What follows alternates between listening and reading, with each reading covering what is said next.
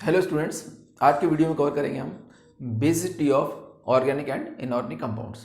ठीक है, स्टार्ट करते हैं पहले एग्जांपल से। अगर हम हाइड्राइड की बेसिसिटी की बात करें तो जैसे कि अमोनिया से लेके अगर हम चलते हैं BiS3 तक, तो अमोनिया PS3, ESH3, SbS3 और BiS3, इसमें PS3, ESH3, SbS3 और BiS3 ये सारे के सारे ड्रैगोस कंपाउंड हैं। अगर ये ड्रैगोस कंपाउंड है इसका मतलब इसके अंदर हाइब्रिडेशन होगी नहीं। अगर इसके अंदर अगर हाइब्रिडेशन नहीं हुई तो होगा ये कि यहाँ जो लोन पेयर होंगे ये lone pair almost pure s orbital में होंगे, क्योंकि अभी ये हाइब्रिडेशन में पार्टिसिपेट नहीं करेंगे लोन पेयर। तो ठीक है, और जबकि ये PH वाले जो एंगल हैं ये 90 डिग्री के होंगे। तो अब डाउन द ग्रुप अगर आप जाते हो तो बॉन्ड एंगल जो है वो कम होता चला जाएगा। बॉन्ड एंगल अगर कम होता चला जाएगा, हालांकि यहाँ बहुत ज़्यादा अंतर नहीं आएगा, है ना। जैसे कोई 89.9 है तो दूसरा कोई 90 है, एक 90.1 है, तो डाउन द ग्रुप जाने पे बॉन्ड एंगल जो है वो कम होता चला जा रहा है। तो बॉन्ड एंगल कम होने का मतलब है इन बॉन्ड्स में आपका पी करैक्टर बढ़ रहा है, और बाहर की तरफ जो है जो लोन पेयर है उसमें एस करैक्टर इंक्रीज होता जाएगा। और डाउन द ग्रुप जाने पे अगर एस करैक्टर इंक्रीज हुआ तो इसका मतलब न्यूक्लियस जो है वो कस के पकड़ लेगा अपने लोन पेयर को, जिससे बेसिसिटी कम होती चली जाएगी। ठीक है, तो लेकिन जबकि नाइट्रोजन जो है इसके अंदर हाइब्रिडेशन होती है, ये आपका sp3 हाइब्रिडाइज्ड है, तो जो लोन पेयर है उसके अंदर 25% एस करैक्टर है। जबकि अगर हम चले बिस्मिथ में BiS3 में 100% एस करैक्टर है। अगर एक्स करैक्टर लोन पेयर पर इंक्रीज होता है तो इसका मतलब इलेक्ट्रोनेगेटिविटी इंक्रीज हो रही है, इसका मतलब लोन पेयर देने की टेंडेंसी घट रही है। ठीक है, इसलिए मतलब बेसिसिटी घट रही है।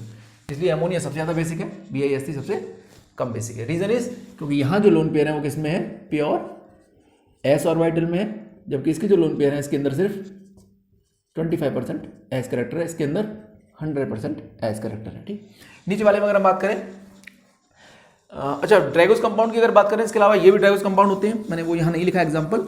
अगर हम ऑक्सीजन की फैमिली की बात करें, OH2, H2S, H2Se, H2Te, sulphur, selenium, टेलोनियम, polonium भी, पर वो रेडियो एक्टिव है तो उसको हम ज़्यादा पढ़ते नहीं है। ये सब भी ड्रैगोस कंपाउंड है, ये सब भी ड्रैगोस कंपाउंड है, मतलब इनके अंदर भी हाइब्रिडेशन नहीं होती है। इनके एंगल भी ऑलमोस्ट 90 डिग्री के आसपास होते हैं। ठीक है, बहुत कम अंतर आता है, पर हाँ एंगल कम होता चला जाता है, घटता चला जाता है। H2PO का बॉन्ड एंगल सबसे कम होगा। ठीक है, इसी वजह से उसमें बाहर की तरफ एस करैक्टर इंक्रीज होता जाएगा और बेसिसिटी जो है वो घटती चली जाएगी। ठीक है, अच्छा नीचे वाले में आए तो देखो हाइब्रिडेशन NH2 ये कैसा है, sp3, sp2, sp। हम ये जानते हैं कि S character is directly proportional to electronegativity. तो साइनाइड के अंदर जो है नाइट्रोजन sp हाइब्रिडाइज्ड है, यानी इसके अंदर जो है 50% एस करैक्टर है, जबकि जो आपका एल्केलामीन है इसके अंदर sp3 हाइब्रिडाइजेशन है, नाइट्रोजन है वो sp3 हाइब्रिडाइज्ड है। नाइट्रोजन के अंदर कितना परसेंट एस करैक्टर है, 25%, तो आराम से अपने लोन पर दे पाएगा। ठीक है, इसलिए ये वाला लीस्ट बेसिक है। रीजन इज क्योंकि इसके अंदर 50% एस करैक्टर है। ठीक है, 50% एस, 33% एस, और इसके अंदर 25% एस। और आप जानते हो S character is directly proportional to electronegativity. जितना ज़्यादा एस करैक्टर होगा न्यूक्लियस उतनी टाइटली पकड़ लेगा लोन पेयर को और देना मुश्किल पड़ जाएगा। नीचे वाले में अगर आए रिंग जितनी छोटी होती है वो इलेक्ट्रोनेगेटिव होती है। ठीक है, रीजन इज क्योंकि अंदर जो एंगल है वो कम होता चला रहा है। जैसे अगर मैं बात करूँ यहाँ पर, तो यहाँ जो एंगल है वो 90 डिग्री है, तो 90 डिग्री का मतलब ये जो बॉन्ड्स हैं ये बने हैं प्योर पी से मिलके। ठीक है, जबकि हाइब्रिडेशन कहती है कि एंगल होना चाहिए 109 डिग्री, लेकिन है ये 90 डिग्री, मतलब सारा का सारा एस करैक्टर कहाँ इंक्रीज हो गया है, बाहर की तरफ। अगर एस करैक्टर बाहर की तरफ इंक्रीज हो जाएगा तो इसका मतलब क्या हुआ कि देना मुश्किल पड़ जाएगा लोन पेयर को। ठीक है, तो अब मोटा मोटा आप समझो तो आप ये कह सकते हो कि जो छोटी रिंग होती है वो इलेक्ट्रोनेगेटिव होती है। छोटी रिंग अगर इलेक्ट्रोनेगेटिव हुई तो बेसिसिटी घटती चली जाएगी उसमें। ठीक है, रीजन इज क्योंकि यहाँ जो लोन पेयर है उस पर ज़्यादा एस करैक्टर है, यहाँ पर एस करैक्टर ज़्यादा है, यहाँ पर जो एस करैक्टर है वो लो है। ठीक है, क्योंकि अंदर पी करैक्टर कैसा है इसमें ज़्यादा, तो बाहर एस बढ़ेगा, यहाँ पर अंदर एस बढ़ रहा है तो बाहर एस कम होगा। ठीक है, इस तरह से आप समझ सकते हो। फोर्थ में अगर हम देखें तो यहाँ पर नाइट्रोजन के लोन पेयर है तो यहाँ पर भी, यहाँ पर ये जो लोन पेयर है वो ज़्यादा डिग्रेलाइज हो रहे हैं, ऊपर भी जा रहे हैं और नीचे भी जा रहे हैं, जबकि ये सिर्फ एक जगह ही इतना ही रेजोनेंस करेंगे, इसमें कोई रेजोनेंस का चक्कर ही नहीं है। तो मोस्ट बेसिक कौन सा हुआ, RS2, और लीस्ट बेसिक कौन सा हुआ, जो आपका जिसके लोन पेयर आपके दोनों CO के साथ डीलोकलाइज हो रखे हैं। ठीक है, अगर हम बात करें N3 negative, NH2 negative, ammonia, तो जितना ज़्यादा नेगेटिव चार्ज होगा उतना ही ज़्यादा वो बेसिक होगा, क्योंकि जितना ज़्यादा नेगेटिव चार्ज होगा उतना ही वो H+ को एक्सेप्ट कर पाएगा। ये कितने को ले सकता है, ये 4H को ले पाएगा, ये 3 को, ये 2 को, और ये सिर्फ 1H को। ठीक है, इसलिए मोस्ट बेसिक कौन सा हुआ, N3-। एक होता है अल्फा इफेक्ट। अल्फा इफेक्ट ये कहता है, ये लगता कहाँ है, प्लेनर मॉलिक्यूल्स में। अल्फा इफेक्ट लगेगा प्लेनर मॉलिक्यूल्स में। तो यहाँ पर ये देखा जाता है कि अगर आपके पास नाइट्रोजन है और ये एडजेसेंट पे लगे हुए हैं एक दूसरे के, तो ये दोनों एक दूसरे को धक्का देंगे, ये इसके लोन पेयर को अवेलेबल कराएगा और ये इसके लोन पेयर को, तो ये मोस्ट बेसिक हो जाएगा। जबकि यहाँ पर अल्फा इफेक्ट लग नहीं रहा, ये काफी दूर है, तो एक दूसरे को लोन पेयर को पुश नहीं कर पाएंगे, जिससे ये अवेलेबल भी नहीं हो पाएंगे H+ के लिए। तो मोस्ट बेसिक कौन सा हुआ, ये वाला। ठीक, अच्छा यहाँ पर प्लेनर मॉलिक्यूल नहीं है, ये सब sp3 हाइब्रिडाइज्ड है, तो यहाँ अल्फा इफेक्ट नहीं काम करेगा, यहाँ -I काम करेगा, इंडक्टिव इफेक्ट। तो यहाँ पर नाइट्रोजन के पास में ही नाइट्रोजन लगा रखा है, तो एक नाइट्रोजन दूसरे नाइट्रोजन के -I से खींचेगा, ये वाला इससे खींचेगा, तो दोनों एक दूसरे को खींच रहे हैं, तो H+ को नहीं दे पाएंगे, तो ये लीस्ट बेसिक हो जाएगा। जबकि यहाँ पर नाइट्रोजन काफ़ी दूर है और दूरी के साथ -I इफेक्ट कम होता चला जाता है, तो यहाँ पर इतना ज़्यादा इफेक्टिव -I नहीं लगेगा, तो ये आराम से अपने लोन पेयर H+ को डोनेट कर पाएंगे। तो ये वाला जो है आपका मोस्ट बेसिक है और ये वाला -I की वजह से लीस्ट बेसिक है। यहाँ पर दो मिथाइल लगा रखे हैं, तो दोनों मिथाइल +I से बढ़ाएंगे इलेक्ट्रॉन डेंसिटी को, जिससे ये ज़्यादा बेसिक हो जाएगा। ठीक है, यहाँ पर सिर्फ एक ही मिथाइल है जो बढ़ा रहा है, यहाँ पर तो एक भी मिथाइल नहीं है। और यहाँ पर तो अजीब ही बात हो गई है कि नाइट्रोजन के जो लोन पेयर है वो सिलिकॉन के डी में चले गए हैं। अगर इसके लोन पेयर सिलिकॉन के डी में चले जाएंगे तो ये अवेलेबल होंगे ही नहीं, एक तो रिंग में भी जाएंगे और एक ये इसके डी में डी पाई भी कर सकते हैं, जिसके इसके लोन पेयर अवेलेबल होने के चांस पूरे ही खत्म हो जाएंगे H+ के लिए। ठीक है, तो ये लीस्ट बेसिक हो जाएगा। यहाँ अगर बात करें हम एरोमेटिसिटी के अंदर, तो जो आपका पायरोल है इसके लोन पेयर तो बहुत अच्छी तरह से अंदर जा रहे हैं। क्यों? क्योंकि ये लोन पेयर एरोमेटिक सेक्सटेट का हिस्सा है, ये लोन पेयर एरोमेटिक हो चुके हैं एक तरीके से, या कह सकते हो आप एरोमेटिसिटी का हिस्सा बन चुके हैं, तो ये कभी नहीं मिलने वाले क्योंकि सिस्टम को एरोमेटिक कर रहे हैं। जबकि पहले वाले में जो है सबसे ज़्यादा चांस है मिलने के, क्योंकि जब ये जाएंगे तो दोनों रिंग को खराब कर देंगे, इसके डबल बॉन्ड को भी अंदर ले लेंगे, इसके डबल बॉन्ड को भी। ठीक है, जब इसके लोन पे अंदर जाते हैं, रेजोनेंस का हिस्सा बनते हैं, तो दोनों रिंग डिस्टर्ब होती हैं, दोनों रिंग की एरोमेटिसिटी डिस्टर्ब होती है, जिससे इसका कॉन्जुगेशन खराब होता है। कह सकते हैं फिर इतनी अच्छी तरह से अंदर नहीं जाएंगे, तो ये आराम से अपने लोन पेयर H+ को दे पाएगा। ठीक है, जबकि इसके अंदर बड़े ही स्पीडली अंदर जाएंगे, या कोई डिस्टर्बेंस नहीं है, कोई रुकावट नहीं है, इसके लोन पेयर मजे से घूमेंगे, और मजे से घूमेंगे तो H+ को ये नहीं दे पाएंगे अपने लोन पेयर। ठीक है, तो ये लीस्ट बेसिक हो गया, ये मोस्ट बेसिक हो गया। हाँ, इसे कहते हैं प्रोटोन स्पॉन्जेस। इसमें क्या होता है कि इस तरह के ग्रुप अगर आप लगा देते हो, तो यहाँ पर हाइड्रोजन बॉन्डिंग की वजह से H बुरी तरह से फंस जाता है। इनके बीच में कैसे फंसेगा, यहाँ पर जो H है वो दोनों के बीच में हाइड्रोजन बॉन्डिंग कर जाएगा। ये किया किसने, ये OMe ने पुश करके किया है। दोनों NMT को धक्का देंगे, जिससे यहाँ पर एक चिलेट टाइप की बन जाएगी, एक रिंग बन जाएगी, जिससे इस H+ को स्टेबिलिटी मिल रही है। आप कह सकते हो कि H+ के लगने के बाद यहाँ पर स्टेबल हो रहा है सिस्टम, इसकी वजह से ये बेसिक भी ज़्यादा हो रहा है। क्योंकि बेसिक का क्या मतलब होता है, अगर हम बात करें एसिड बेस की, तो बेसिटी के अंदर या एसिडिटी के अंदर पहली जो थ्योरी है वो है आर्रेनियस कॉन्सेप्ट। आर्रेनियस ने क्या कहा, जो H+ डोनर होंगे वो एसिड होंगे, जो OH डोनर होंगे वो बेस होंगे। ब्रॉस्टेल-लॉरी ने क्या कहा, जो H+ डोनर होंगे वो एसिड होंगे, जो H+ एक्सेप्टर होंगे वो बेस होंगे। उसके बाद आई लुईस अप्रोच, उसने कहा जो इलेक्ट्रॉन डोनर होंगे वो बेस होंगे, जो इलेक्ट्रॉन एक्सेप्टर होंगे वो एसिड होंगे। लास्ट में आई लक्स फ्लड अप्रोच, उसने कहा जो ऑक्साइड डोनर होंगे वो बेस होंगे और जो ऑक्साइड एक्सेप्टर होंगे वो एसिड होंगे। ठीक है, तो अलग 4 थ्योरीज हैं। हालांकि एक ऊसानोविच भी कॉन्सेप्ट है जो इन सबको कंबाइन करके बनाता है। ठीक है, वो ज़्यादा इंपॉर्टेंट है नहीं, पर ये चारों कॉन्सेप्ट हमें आने चाहिए, इन चारों से ही क्वेश्चन बन जाते हैं। तो प्रोटोन स्पॉन्जेस में यही है कि यहाँ H+ एक्सेप्टर की वाली आप बात कर रहे हो एक तरीके से, तो इन दोनों के धक्के की वजह से यहाँ जो H है दोनों के बीच में ट्रैप हो गया, जिससे बेसिटी इसकी बढ़ गई है। जबकि यहाँ पर ऐसा कोई धक्का मुक्के की या प्रोटोन स्पॉन्ज बनने की या हाइड्रोजन बॉन्डिंग की इतने अच्छे चांस नहीं है जितने यहाँ थे। ठीक है, इसलिए ये थोड़ा कम बेसिक है। नीचे वाले में भी अगर हम देखें तो यहाँ पर दोनों NH2 सेम साइड है। अगर दोनों NH2 सेम साइड हुए तो आराम से इस H के साथ हाइड्रोजन बॉन्डिंग कर जाएंगे, जिसकी वजह से यहाँ पर इस रिंग को स्टेबिलिटी मिलेगी, बस चिलेट को स्टेबिलिटी मिलेगी, आप ये कह सकते हो ना। हुआ क्या है यहाँ पर दोनों सेम साइड थे ना, तो दोनों सेम साइड होने की वजह से यहाँ पर जो H है H+ के लगने के बाद इसको स्टेबिलिटी मिल रही है। ठीक है, जबकि ट्रांस में नहीं मिला, इसलिए ज़्यादा बेसिक है। हाँ, छोटी रिंग आप जानते ही हो, छोटी रिंग जो होती है वो इलेक्ट्रोनेगेटिव ज़्यादा होती है, इसलिए वो कम बेसिक हो जाती है। तो इन सबको अगर हम फिट करें तो ये पहले के जो 3 हैं ये सबके सब sp3 हाइब्रिडाइज्ड हैं। इसके अंदर ये तो बड़ी रिंग है, ये इतनी ज़्यादा इलेक्ट्रोनेगेटिव नहीं है, तो ये मोस्ट बेसिक होगी। फिर रिंग जैसे जैसे छोटी होती जाएगी इलेक्ट्रोनेगेटिव होती जा रही है। 3 मेंबर रिंग और इलेक्ट्रोनेगेटिव और कम बेसिक होगी। उसके बाद ये तो इसकी तो हाइब्रिडेशन चेंज हो गई, ये हो गया sp2 हाइब्रिडाइज्ड। अब sp2 हाइब्रिडाइज्ड हो जाएगा तो s फैक्टर बढ़ने लगा है, तो लोन पेयर को देने की टेंडेंसी घटने लगी है, तो ये कम बेसिक होगा। उसके बाद आगे के लोन पेयर तो रेजोनेंस में ही चले गए, अब तो मिलना और मुश्किल हो जाएगा। एनिलीन में जो NH2 के लोन पेयर है वो तो अवेलेबल ही नहीं है, क्योंकि वो अंदर रिंग में जा चुके हैं। उसके बाद अगर बात करें हम इंडोल की, तो इंडोल के अंदर तो एरोमेटिक बनने जा रहे हैं अब ये, और पायरोल के अंदर तो पूरी तरह से एरोमेटिक हो गए। हालांकि ये एरोमेटिक है पर इतना अच्छा नहीं है। क्यों? क्योंकि इसके एरोमेटिसिटी होने से ये बगल वाली रिंग खराब हो रही है, तो इतनी अच्छी एरोमेटिसिटी नहीं आएगी, जबकि लास्ट वाले में जो पायरोल है उसमें मोस्ट एरोमेटिक सिस्टम बन रहा है, इसलिए वो लोन पेयर कभी नहीं देगा, क्योंकि उसके लोन पेयर रेजोनेंस में एरोमेटिक सेस्टेट में जा चुके हैं। ठीक है, अगर हम बात करें हाइड्रोक्साइड की कॉन्सेप्ट की, यानी इसमें हम लगाएंगे आर्गेनियस कॉन्सेप्ट। तो आर्गेनियस कॉन्सेप्ट क्या कह रहा है कि डाउन द ग्रुप अगर आप चलते हो, जैसे LiOH से लेके चले हम CSOH, तो ये आयनिक कंपाउंड्स हैं। वैसे OH है काफी छोटा, CCM है काफी बड़ा, इंटरेक्शन है काफी खराब, तो ये बॉन्ड जल्दी टूटेगा, और अगर ये जल्दी टूटा तो OH जल्दी निकलेगा, OH जल्दी निकलेगा तो बेसिसिटी बढ़ जाएगी, इसलिए CSOH मोस्ट बेसिक है। K2, इसमें भी हम ऑक्साइड डोनर वाला कॉन्सेप्ट लगाएंगे, इसमें हम लगाएंगे लक्स फ्लड अप्रोच, जो ऑक्साइड डोनर होंगे वो ज्यादा बेसिक होंगे।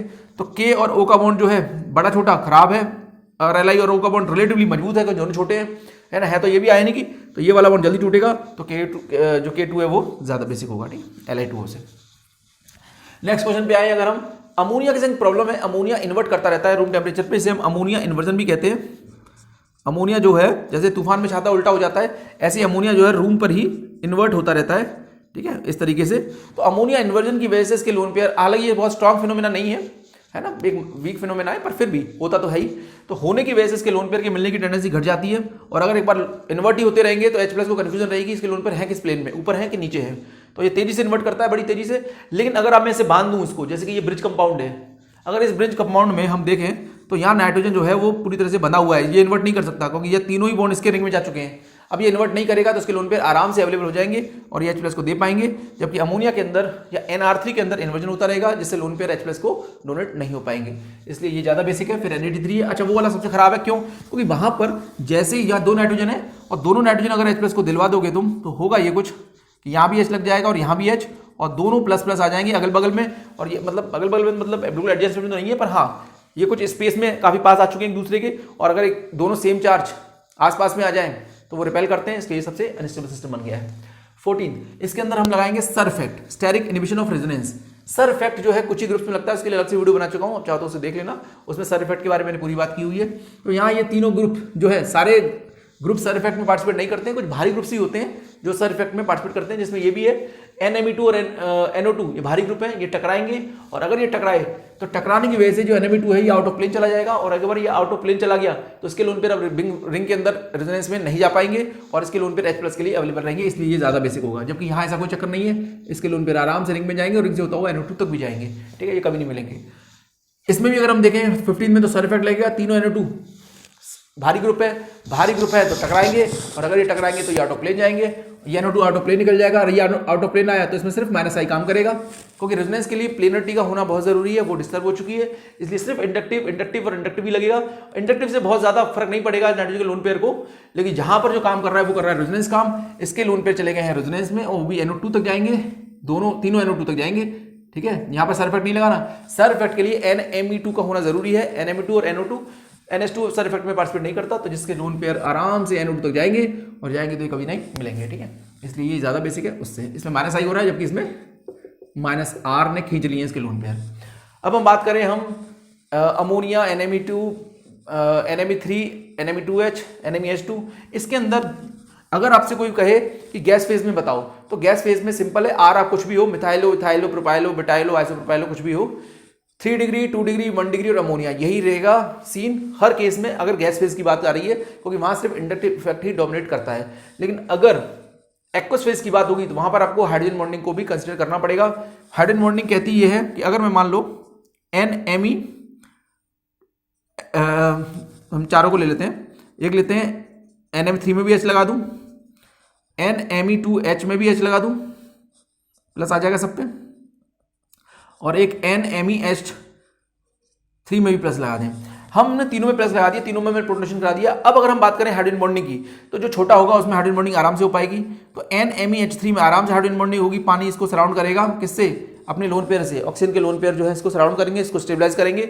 जबकि इसमें हाइड्रोजन बॉन्डिंग सबसे खराब होगी, क्योंकि बहुत बड़ा है, भारी है, भारी में हाइड्रोजन बॉन्डिंग नहीं हो पाती है। तो लेकिन इसमें प्रॉब्लम है, हाइड्रोजन बॉन्डिंग तो फेवर कर रही है 3 डिग्री को, सॉरी 1 डिग्री को। तो अगर हम बात करें, देखो दोनों के अकॉर्डिंग फिट करूं, हाइड्रोजन बॉन्डिंग कहती है कि जो 1 डिग्री है वो ज़्यादा अच्छा है 2 डिग्री से, और वो ज़्यादा अच्छा है 3 डिग्री से। पर इंडक्टिव कहता है कि 3 डिग्री ज़्यादा अच्छा है 2 डिग्री से और 1 डिग्री से। मतलब हाइड्रोजन बॉन्डिंग और इंडक्टिव एक दूसरे को काट रहे हैं, तो हम एवरेज ले लेते हैं, हम मान लेते हैं कि 2 डिग्री वाला दोनों के लिए ठीक रहेगा। तो 2 डिग्री के लिए हाइड्रोजन बॉन्डिंग भी ठीक ठाक है और इंडक्टिव भी सही है, तो 2 डिग्री तो बेस्ट होगा। उसके बाद आप सिंपल देख लो, छोटी अभी चूंकि इंडक्टिव बहुत ज्यादा नहीं है, मिथाइल का बहुत ज्यादा इंडक्टिव इफेक्ट नहीं होता है, तो वहां पर आप हाइड्रोजन बॉन्डिंग को ही लोगे, तो 2 के बाद 1 आएगा, 1 के बाद 3 आएगा, कब? एक्वस फेज में, इसलिए NME2 2 डिग्री तो हर केस में ही बनाना है। उसके बाद 1 डिग्री वाला आएगा, क्यों? हाइड्रोजन बॉन्डिंग की वजह से। फिर 3 डिग्री और लास्ट में अमोनिया, अमोनियम तो कुछ भी नहीं है, ठीक है, तो इसका तो लेने का कोई मतलब नहीं, लास्ट में रहेगा हर केस में। हाँ, अगर हम बात करें इथाइल, प्रोपाइल, आइसोब्यूटाइल, अब इंडक्टिव इफेक्ट आने लगा है। 2 डिग्री तो फिर भी फर्स्ट नंबर पे ही रहेगा, एक्वस फेज की बात हो रही है भी। उसके बाद आ जाएगा आपका 2 डिग्री के बाद आएगा, यहां थोड़ा ध्यान रखना, यहां मैंने इसको लिख दिया, यहां पर आएगा NR2H, NR3 आएगा यहां ना, NR3 आएगा, यहां पर आएगा NRH2, ठीक है। तो यह 3 डिग्री वाला पहले आएगा और फिर आपका आएगा 1 डिग्री, क्योंकि यहाँ इंडक्टिव इफेक्ट आने लगा है, तो इंडक्टिव इफेक्ट के बाद आपका जहाँ इंडक्टिव इफेक्ट कम हो गया और लास्ट में बिल्कुल इंडक्टिव इफेक्ट नहीं है इसमें। तो मतलब ये ध्यान रखने वाली चीज इसमें ये है, या अगर कोई पूछे गैसीय स्टेट में बताओ, तो वहां तो सिर्फ इंडक्टिव ही लगना है, 3 डिग्री, 2 डिग्री, 1 डिग्री और अमोनिया। लेकिन अगर एक्वस फेज है तो एक चीज का ध्यान रखना कि 2 डिग्री वाला हमेशा बेस्ट रहेगा। लेकिन अगर कंफ्यूज होते हो आप 1 डिग्री और 3 डिग्री में, तो अगर मिथाइल जैसा ग्रुप है तो वहां पर आपको हाइड्रोजन बॉन्डिंग डोमिनेट करेगी, लेकिन तो अगर हाइड्रोजन बॉन्डिंग करेगी तो फिर मिथाइल वाला पहले आ जाएगा, किससे? मिथाइल वाले से, ठीक है। और अगर आपके पास जैसे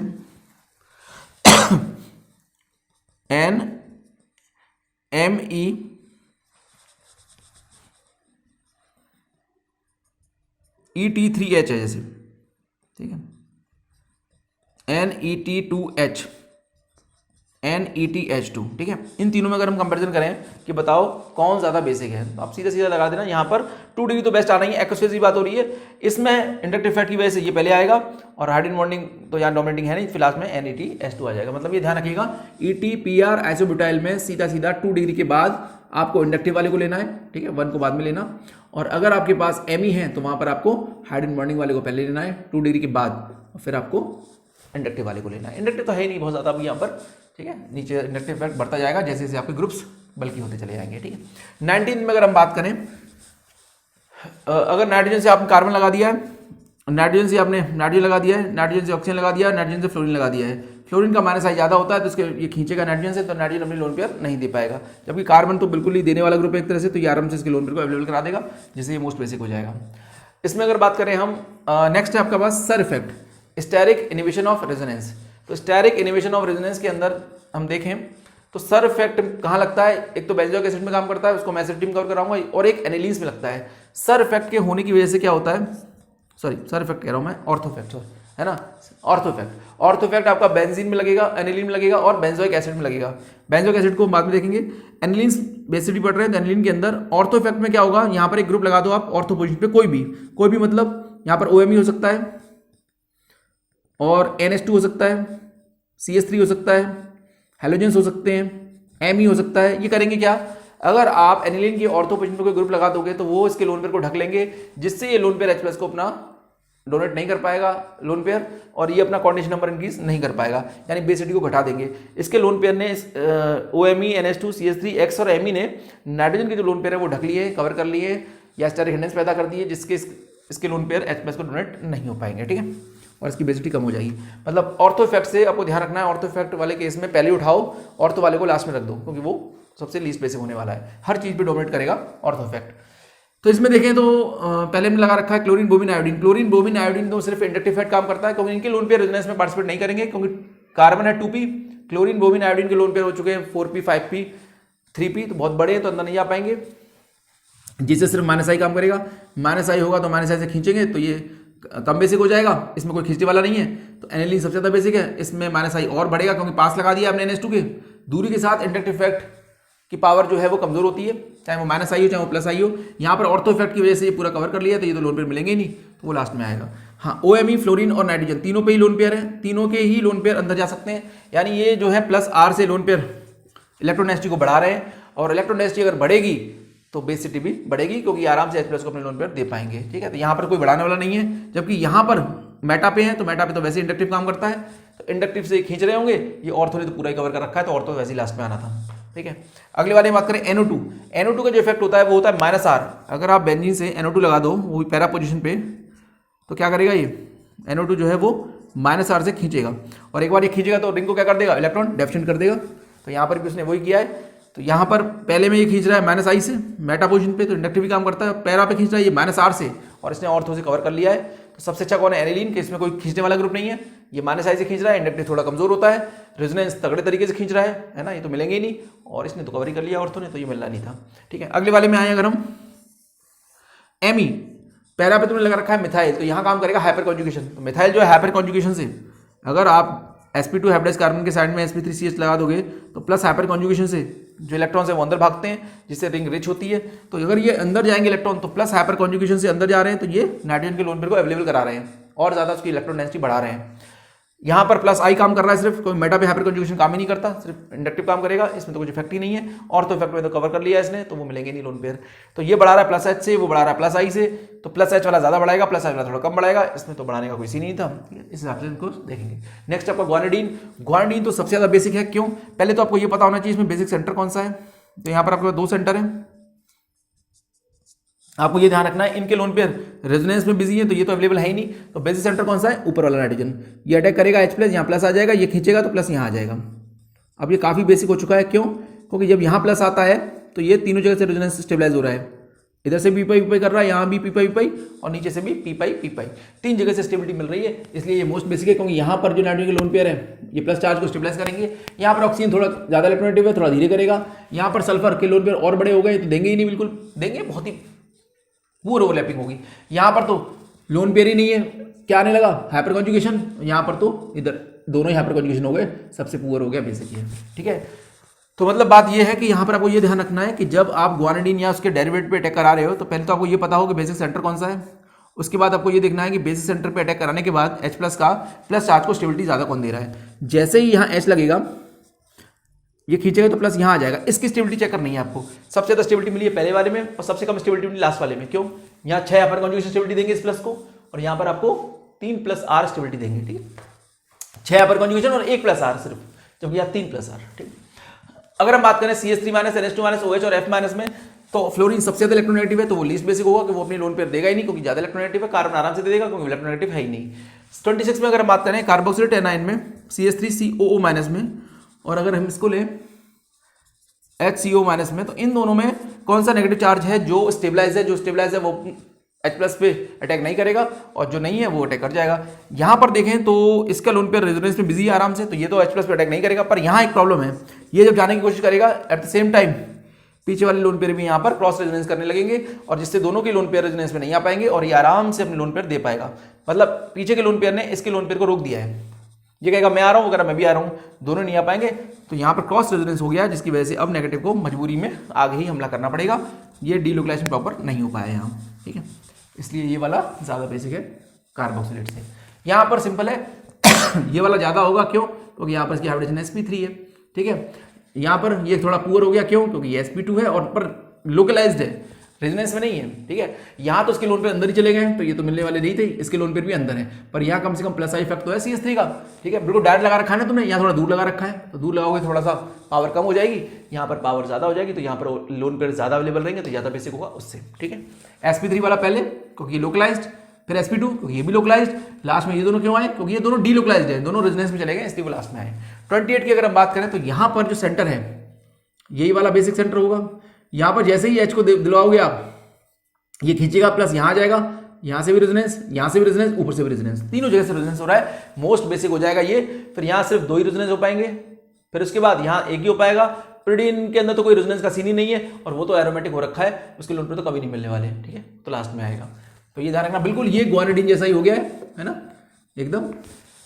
तो इन दोनों में अगर हम कभी कंपैरिजन करेंगे तो ये भी काफी बेसिक है, और इसमें बेसिक सेंटर कौन सा है? ऊपर वाला नाइट्रोजन, ये बेसिक सेंटर है। जैसे यहाँ H देगा, यहाँ प्लस आएगा, ये खींचेगा, और प्लस चार्ज किस पे आ गया? अब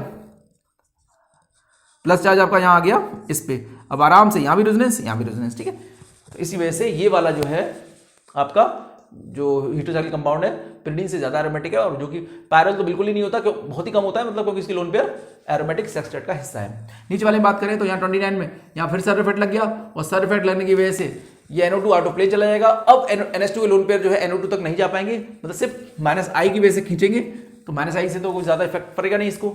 जबकि यहाँ पर क्या हो रहा है, यहाँ पर सर इफेक्ट काम ही नहीं कर रहा, यहाँ तो अंदर जाएंगे लोन पेयर, अंदर जाएंगे तो NO2 तक जाएंगे, जिससे लोन पेयर मिलेंगे नहीं, तो ये कम बेसिक हो जाएगा। 30 में अगर हम देखें तो 30 के अंदर जो नाइट्रोजन है यही है बेसिस सेंटर तीनों में। जैसे ही आप pyridine के नाइट्रोजन पे अटैक कराते हो H का, यहाँ प्लस आएगा, ये खींचेगा तो प्लस यहाँ आएगा, ये खींचेगा तो प्लस यहाँ आएगा, प्लस पहुंच गया ऊपर, प्लस आ गया आपका ऊपर। पर ऊपर जैसे ही प्लस आएगा इसके पैरा पोजीशन पे, तो आराम से ऑक्सीजन अपनी लोन पर देके इस प्लस चार्ज को स्टेबलाइज कर पाएगा, जिससे ये ज्यादा बेसिक हो जाएगा। जबकि यहाँ पर किससे स्टेबलाइज हो रहा है, प्लस R से, ये किससे स्टेबलाइज होगा, 3 हाइपर कॉन्जुगेशन से, और ये तो कोई है ही नहीं ग्रुप स्टेबलाइज करने वाला, तो ये लीस्ट बेसिक हो जाएगा। ठीक है, 30 पहला वाला मोस्ट बेसिक हो जाएगा। 31 में अगर हम देखें तो सब में ही नाइट्रोजन लोन पे रेजोनेंस में बिजी है, लेकिन OMe प्लस R से बढ़ा रहा है, जिससे लोन पे ज्यादा बढ़ेंगे, H प्लस में जल्दी अटैक कर पाएंगे। ये प्लस R से बढ़ाएगा OMe, methyl plus hyper conjugation से बढ़ाएगा, यहाँ तो कोई बढ़ाने वाला है नहीं, ये खींचेगा -I से और NO2 खींचेगा -R से। ठीक है, तो ये खींच ही लेगा, तो ये तो बिल्कुल ही बेसिक नहीं होगा। ये -I थोड़ा वीक इफेक्ट होता है, ये भी खींच रहा है पर ज्यादा नहीं खींच पा रहा। ठीक है, ये दोनों तो बढ़ा रहे हैं, और प्लस R बड़ा स्ट्रॉन्ग फिनोमेना है, रेजोनेंस से बढ़ेंगे तो सबसे ज्यादा चांसेस है NH2 के लोन पेयर के मिलने के या अटैक करने के H प्लस के ऊपर। नीचे फिर से सर इफेक्ट लगा दिया आपने, 3 NO2 टकराएंगे तो आउट ऑफ प्लेन हो जाएंगे, और ये पैरा अगर पैरा वाला जो NO2 है आउट ऑफ प्लेन हो गया, तो यहाँ सिर्फ -I काम करेगा, और -I की वजह से, -I तो बहुत स्ट्रॉन्ग फिनोमेना होता नहीं है, खींचेगा भी NH2 के लोन पेयर को तो ज्यादा नहीं खींच पाओगे, तो अवेलेबल रहेंगे, H प्लस को दे पाएंगे। जबकि यहाँ पर कोई सर इफेक्ट नहीं है। सर इफेक्ट के ग्रुप्स आपको क्लियर होने चाहिए, नहीं पता है तो आप वीडियो देख लेना, वहां पर बता रखा है मैंने कौन कौन से ग्रुप्स है जो सर इफेक्ट में पार्टिसिपेट करते हैं। साइनाइड का जो है यहाँ सर इफेक्ट में पार्टिसिपेट नहीं करता, तो यहाँ तो ये सब प्लेन में रहेगा, तो NH2 के लोन पे सीधे साइनाइड तक जाएंगे घूमते घूमते, तो ये कभी नहीं मिलेंगे नहीं, तो ये कम बेसिक होंगे। यहाँ पर O-, यहाँ NO2 मेटा पे है तो -I काम कर रहा होगा, पैरा पे अगर NO2 है तो -R काम कर रहा होगा, और ऑर्थो पे तो -R भी काम कर रहा है और -I भी, तो ये तो कभी नहीं मिलेंगे, क्योंकि -R से भी खींच रहा है NO2 और -I से भी खींच रहा है नेगेटिव चार्ज को, तो ये नेगेटिव चार्ज पूरी तरह से घूम रहा है NO2 तक, तो जब घूमेगा इतना ज्यादा तो मिलेगा कैसे H प्लस को। ठीक है, तो ये लिस्ट बेसिक हो जाएगा। इंडक्टिव बहुत स्ट्रॉन्ग फिनोमेना नहीं होता, तो ये ज्यादा बेसिक है। अगर हम इन सब की बात करें, पहला कंपाउंड, इसमें 2 नाइट्रोजन है मेरे पास, इन दोनों में अगर हम देखें कौन ज्यादा बेसिक है, तो बी वाला ज्यादा बेसिक है ए से। क्यों? क्योंकि बी वाला जैसे ही देगा, बी वाला जैसे ही दे रहा है तो हो क्या रहा है, इस पे नाइट्रोजन पे आ जाएगा पॉजिटिव, ये खींचेगा तो प्लस यहाँ आ जाएगा, ये वाला डबल बॉन्ड आके प्लस यहाँ आ जाएगा। अब प्लस अगर यहाँ पहुंच गया, देखो जैसे ही बी वाला देगा ना तो प्लस यहाँ आ जाएगा यहाँ पर, अब आराम से ऑक्सीजन अपने लोन पे दे पाएगा, जिससे इसको प्लस चार्ज को स्टेबिलिटी मिल रही है। जबकि ए वाले में जो मेटा पोजीशन पे है, थर्ड पोजीशन पे है, तो वहां पर स्टेबिलिटी मिलेगी नहीं, करा के देख लो आप चाहो तो। आप जैसे ही यहाँ पर एच लगाओगे, यहाँ प्लस आएगा, ये खींचेगा तो प्लस यहाँ आएगा, ये खींचेगा तो प्लस यहाँ आ रहा है, प्लस ऑक्सीजन के साइड वाले कार्बन पे आ ही नहीं रहा। जब वहां आएगा ही नहीं तो फिर वो बेसिक कैसे रहेगा। ठीक है, इसलिए बी ज्यादा था ए से। ठीक है, अगर हम आगे वाले क्वेश्चन की बात करें, इन दोनों में कौन ज्यादा बेसिक है, तो यहां पर आपके पास ये लोन पे तो रेजोनेंस में है, तो ये तो बेसिक होंगे ही नहीं, है ना। ये लोन पे रेजोनेंस में है तो ये भी बेसिक नहीं है, ये लोन पेयर रेजोनेंस में है तो ये भी बेसिक नहीं है, ये लोन पेयर रेजोनेंस में नहीं है तो ये मोस्ट बेसिक हो जाएगा। ठीक है, ये भी नहीं है, पर ये रिंग इलेक्ट्रॉन डेफिशिएंट है तो ये तो नहीं मिलेंगे, ये आपको मिल जाएगा आराम से। ठीक है, यहां पर देने के बाद यहाँ प्लस आ जाएगा, प्लस को आप स्टेबिलिटी दे सकते हो इससे। ठीक है, तो 7th पोजीशन वाला जो नाइट्रोजन होता है एडेनिन का, वो ज्यादा बेसिक होता है। इन दोनों में अगर कंपैरिजन करें तो ये लोन पेयर रेजोनेंस में तो ये तो मिलेंगे नहीं, ये लोन पे रेजोनेंस में थर्ड वाले तो ये भी नहीं मिलेंगे। अब रहा आपका सवाल सेकंड के मिलेंगे कि फिफ्थ और फोर्थ के मिलेंगे। यहां पर जो फोर्थ और फिफ्थ है ज्यादा बेसिक है, क्यों? क्योंकि ये नाइट्रोजन इसके लोन इस रिंग को रिच कर रहा है, तो फोर्थ और 5 जो है वो ज्यादा बेसिक है। किससे? सेकंड से। ठीक है, थर्ड और फर्स्ट तो थे ही नहीं, उनकी बात करना बेकार है। फोर्थ फिफ्थ ज्यादा बेसिक है, जैसे ये देंगे या प्लस आएगा और उसको स्टेबिलिटी भी मिलेगी आगे। ठीक है, अगर हम बात करें इस सिस्टम की, तो अगर आपने डाला है MEI तो एन इसके लोन पे तो रेजोनेंस में तो अटैक कौन कर जाएगा? एन कर जाएगा पिरिडीन का, देखो एम लग गया। पर अगर आपने बेस डाल दिया तो बेस डालते ही बेस निकालेगा एसिडिक हाइड्रोजन, तो एसिडिक हाइड्रोजन किसका निकलेगा? पायरोल का निकल जाएगा, मतलब है तो ये एंडोल, पर एन का जो H है ये निकल जाएगा और ये नेगेटिव आ जाएगा। अब एन नेगेटिव में और एन न्यूट्रल में ज्यादा बेसिक कौन है? नेगेटिव वाला। क्यों? क्योंकि नेगेटिव वाला जो है वो न्यूट्रल होना चाहता है, न्यूट्रल वाला तो पॉजिटिव चार्ज आ जाएगा उसके ऊपर। हमेशा याद रखना, जितना नेगेटिव चार्ज होगा किसी सिस्टम के ऊपर वो कोशिश करता है कि मैं पहले न्यूट्रल हो जाऊं, तो नेगेटिव वाला ज्यादा बेसिक होता है न्यूट्रल से हमेशा। ठीक है, तो नेगेटिव तुरंत अटैक कर जाता है उसी साइड से, तो अगर ये अटैक कर जाएगा तो यहाँ एन पे एम लगेगा। पर कब? जब आप बेस डालोगे। पर अगर आपने बेस नहीं डाला तो यहाँ दोनों ही न्यूट्रल है, ऐसे केस में वो अटैक करेगा जिसके लोन पर अवेलेबल होंगे। इसके लोन पर रेजोनेंस में हिस्सा ले रखा है तो ये तो नहीं मिलेंगे, एन ने दे दिया। तो ये क्वेश्चन लेफ्ट राइट करके पहले पूछा जा चुका है, दोबारा ही पूछ सकता है वो। ठीक है, एक तरफ MEI रूम टेम्परेचर पे, एक बार बेस डाल के MEI, बेस डाल के अलग आंसर आ रहा है और खाली रूम पे कराया आपने तो अलग आ रहा है।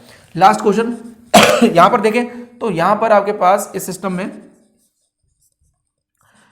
बहुत सारे आपके पास नाइट्रोजन है, तो आप देख लो पहले जो जो रेजोनेंस में बिजी हैं वो तो नहीं मिलेंगे। इन चारों को अगर हम फिट करें, देखो यहां इसके लोन पेयर तो रेजोनेंस में, इसके लोन पेयर सबसे आराम से मिलेंगे, ठीक है। तो ये वाला देखो सी वाला सबसे ज्यादा बेसिक है। अच्छा किसके लोन पेयर, इसके बिल्कुल नहीं मिलेंगे, क्यों? क्योंकि ऊपर भी जा सकते हैं नीचे भी जा सकते हैं, तो ये तो नहीं मिलने वाले। तो जो ए वाला है वो लीस्ट बेसिक है। अब बचा आपके पास बी और डी। बी और डी में देखें तो इसके लोन पेयर सी ओ तक रेजोनेंस में जा रहे हैं। अब सी ओ तक जाएंगे तो ओ पे नेगेटिव आएगा तो ज्यादा अच्छा होगा, तो ये स्ट्रॉन्ग रेजोनेंस है। जबकि इसके जो लोन पेयर हैं जब ये जाते हैं तो एन पे नेगेटिव आता है। एन पे नेगेटिव इतना अच्छा नहीं होता जितना ओ पे नेगेटिव होता है, तो इसके लोन पेयर फिर भी मिल सकते हैं। तो आपका जो है सबसे ज्यादा सी है, फिर डी है, और फिर बी और ए बिल्कुल भी नहीं है, ठीक है। बी और ए क्यों नहीं है? क्योंकि दोनों में ही रेजोनेंस जो हो रहा है वो स्ट्रॉन्ग रेजोनेंस हो रहा है, जिससे इसके लोन पेयर के मिलने के चांस बहुत कम हो चुके हैं, ठीक है। क्योंकि ये नेगेटिव चार्ज या ये लोन पेयर ओ तक जा रहे हैं, ठीक है, और वो कस के पकड़ लेगा, और पकड़ लेगा तो वो H प्लस को देने ही नहीं देगा, ठीक है। तो ये था आपका बेसिसिटी के बारे में। नेक्स्ट वीडियो में मिलेंगे एक नए टॉपिक के साथ। Thank you.